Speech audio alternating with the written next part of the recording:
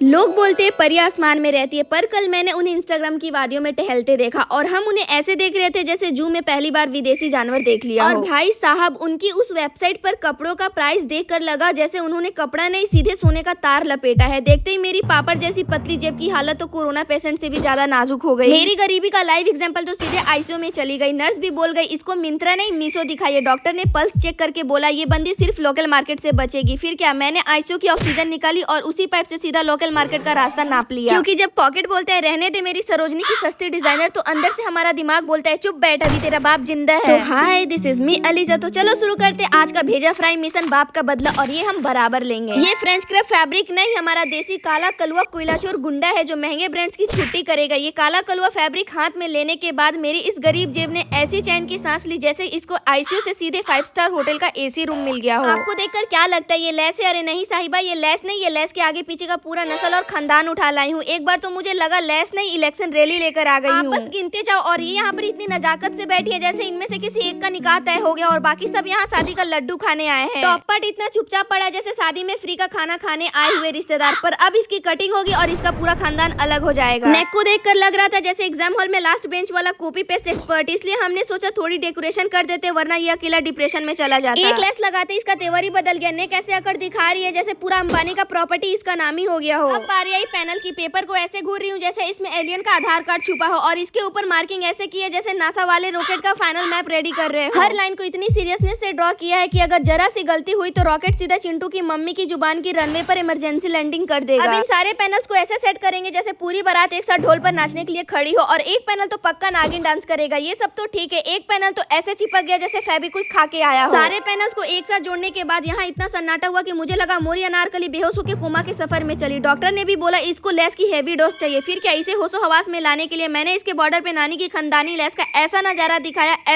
दिखाया कि अब ये कोयलाचोर फैब्रिक भी खुद को किराएदार समझने लगा। ये नजारा देखते ही अनारकली ऐसे बाहोश में आई कि मेरी चप्पल लेकर मोहल्ले की लड़ाई में कूद गई। तो मैंने सोचा जब तक वो मेरी चप्पल लेकर तशरीफ लाती है तब तक मैं इस दुपट्टे पर लगे गए जुल्म का इंसाफ और इसका सही हक दिला देती हूँ, क्योंकि बेचारा दुपट्टा बिना लेस के गवर्नमेंट स्कूल की दीवार लग रहा था। अब इसमें इतना लेस लपेट दिया है कि 2 और लगा दूं तो ये दुपट्टा अकेले कॉकरोच जनता पार्टी से इलेक्शन लड़ लेगा। तो साहिबा ये रहा हमारा फाइनल लुक। अब अगर ये अंबानी लेवल का नखरा मीशो के भाव में लूटना है तो इंस्टाग्राम पे डीएम का रास्ता नापो। पहले आओ पहले पाओ। स्टॉक एकदम लिमिट में है दोस्तों, वरना चिंटू की मम्मी ले जाएगी। और अगर वीडियो अच्छी लगी हो तो लाइक का ढोल बजा दो, वरना अगली बार इससे भी खतरनाक कपड़ा दिखाऊंगी।